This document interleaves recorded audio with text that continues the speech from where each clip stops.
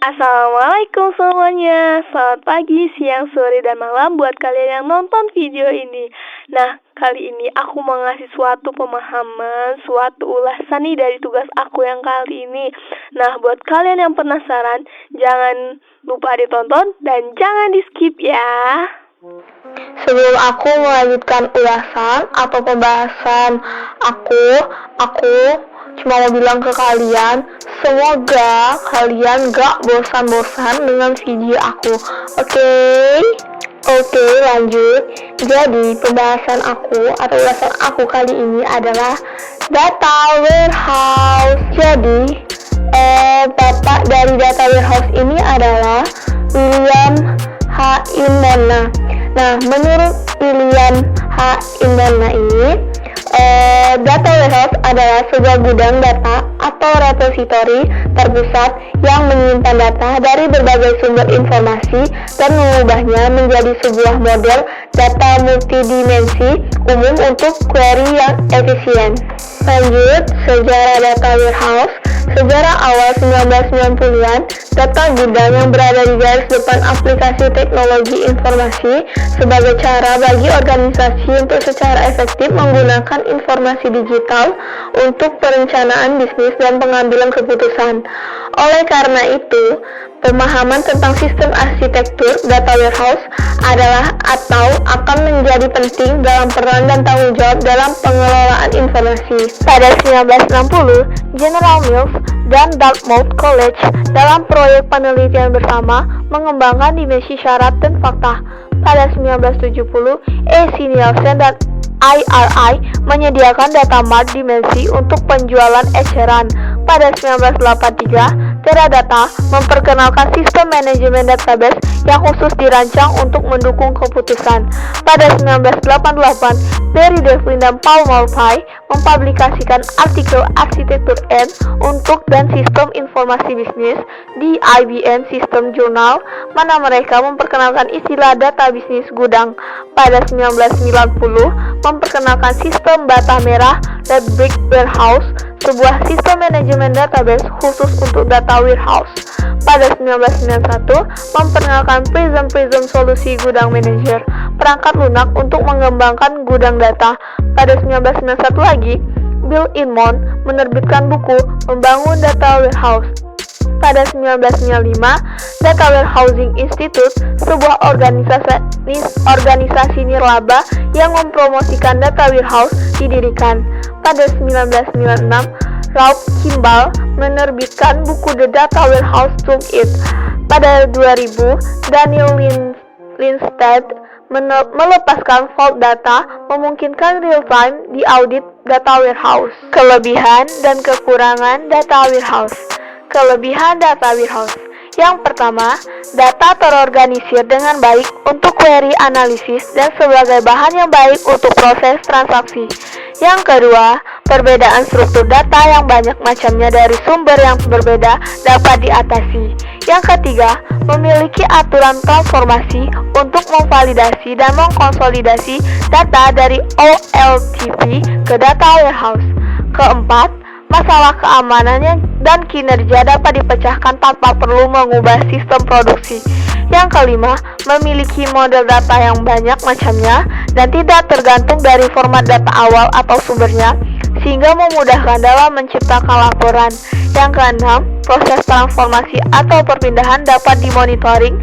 Jika terjadi kesalahan, dapat diarahkan atau diluruskan.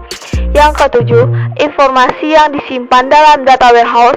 Jadi, ketika OLTP data sumbernya hilang, informasi yang diolah tetap terjaga dalam suatu data warehouse. Yang kedelapan, data warehouse tidak memperlambat kerja operasional transaksi. Yang kesembilan, dapat menyediakan laporan yang bermacam-macam. Kekurangan data warehouse. Adapun kekurangannya yaitu, pertama, data warehouse bukan merupakan lingkungan yang cocok untuk data yang tidak terstruktur. Yang kedua, data perlu diekstrak, diubah, ETL, dan di-load ke data warehouse sehingga membutuhkan tenggang waktu untuk memindahkannya. Yang ketiga, semakin lama dipelihara, semakin besar biaya untuk merawat sebuah data warehouse. Yang keempat, data warehouse dapat menjadi ketinggalan dari data terbaru yang relatif cepat karena data yang digunakan di data warehouse tidak diupdate secara cepat sehingga data yang ada tidak optimal. Penggunaan data warehouse hingga kini masih sangat relevan. Setidaknya ada 4 tugas yang dapat dilakukan dengan adanya data warehouse. Menurut seorang yang bernama Williams, keempat tugas tersebut yaitu yang pertama, pembuatan laporan. Data warehouse dapat dimanfaatkan untuk membuat laporan mulai dari laporan harian, mingguan, bulanan, tahunan, atau bahkan laporan untuk jangka waktu yang dapat kita sesuaikan dengan keinginan kita. Yang kedua, Online Analytical Processing atau OLAP. Dengan adanya data warehouse, semua informasi yang terperinci maupun yang berupa summary yang dibutuhkan dalam proses analisis mudah didapat. OLAP mengimplementasikan konsep data multidimensi dan memungkinkan para penggunanya menganalisis data hingga ke tingkat yang mendetail tanpa mengetikkan satupun perintah SQL. Hal ini dimungkinkan karena pada konsep multidimensi, data yang berupa fakta yang dapat bisa dilihat dengan menggunakan fungsi yang berbeda. Fitur lain yang ada pada software OLAP adalah fitur rollup dan drill down. Drill down adalah fitur yang memampukan kita untuk melihat detail dari suatu informasi, sedangkan rollup merupakan kebalikannya. Yang ketiga, data mining. Data mining merupakan proses untuk menggali atau mining pengetahuan dan informasi baru dari data yang berjumlah banyak pada data warehouse dengan menggunakan kecerdasan buatan atau artificial intelligence, ilmu statistika, dan matematika. Data mining merupakan teknologi yang diharapkan dapat menjembatani komunikasi antara data dan penggunanya. Beberapa hal yang dapat dilakukan oleh data mining yaitu 1. Menebak target pasar, 2.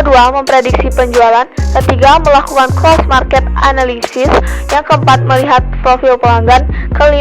Membuat ringkasan laporan. Oke, yang keempat, pendukung pengambilan keputusan dan tingkat atas. Di tingkat atas, data warehouse dapat membuat ringkasan informasi yang penting dengan tujuan mendukung pengambilan keputusan bisnis tanpa harus menjelajahi data secara keseluruhan. Dengan menggunakan data warehouse, kita dapat melihat ringkasan dari suatu laporan maupun versi detailnya sehingga mempermudah proses pengambilan keputusan. Informasi serta data pada laporan data warehouse merupakan hal informatif yang ditargetkan untuk kalangan eksekutif atau manajemen senior perusahaan.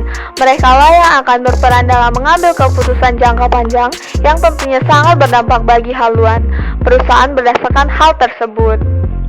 Sekian video kali ini, semoga bermanfaat dan sampai jumpa di hal lainnya.